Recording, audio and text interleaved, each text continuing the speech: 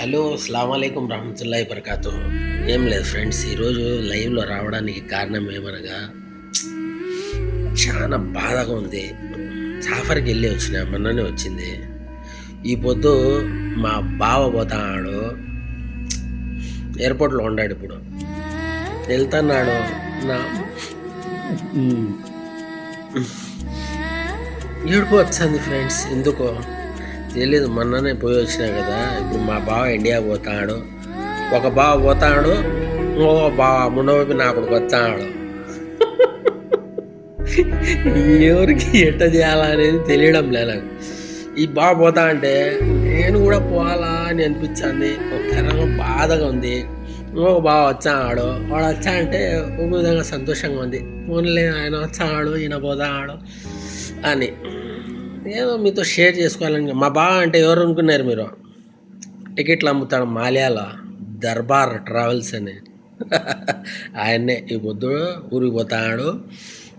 అందరూ కాల్స్ చేసి ఇది పరేషాన్ చేయకండి, టికెట్లు కావాలా, ఇవి చేయాలా అవి చేయాలని. 4 రోజులు పోయి హ్యాపీగా ఫ్యామిలీ కాడ ఉండి వచ్చాడు ఆయన.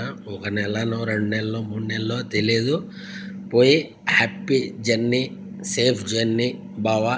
నువ్వు హ్యాపీగా వెళ్ళి బాగా మా అక్కతో పిల్లలతో బాగా హ్యాపీగా ఉన్నన్ని రోజులు గడుపుకొని వచ్చేటప్పుడు సుఖ సంతోషాలతో వాళ్ళకు హ్యాపీగా పెట్టి, మా దగ్గరికి వచ్చేటప్పుడు కూడా మాటలు లేవు బావా, మాటలు రావడం లేదు. సర్లే, హ్యాపీ జర్నీ బావా మొత్తానికి. అంతే గైస్, ఈ చిన్న బాధ ఇచ్చా అంటే షేర్ చేసుకోవాలనిపించింది, వచ్చిన లైవ్లోకి. Happy journey, happy life. ఈ గల్ఫ్లో మనం వచ్చే ప్రతి ఒక్కరూ ఫ్యామిలీకి దూరం అయిపోయి దీనమ్మ జీవితం.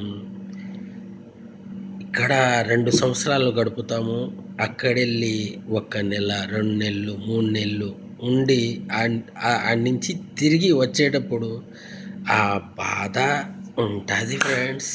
దేవుడా వద్దు, ఎవరికి కూడా ఆ బాధ రాకూడదు.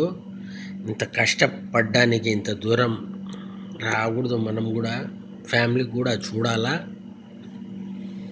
కానీ ఏం చేస్తాం, తప్పదు. కొన్ని ఏదో చెప్తారు చూడు, కుछ खोने के लिए कुछ पाना लगता है, कुछ पाने के लिए कुछ खोना लगता है.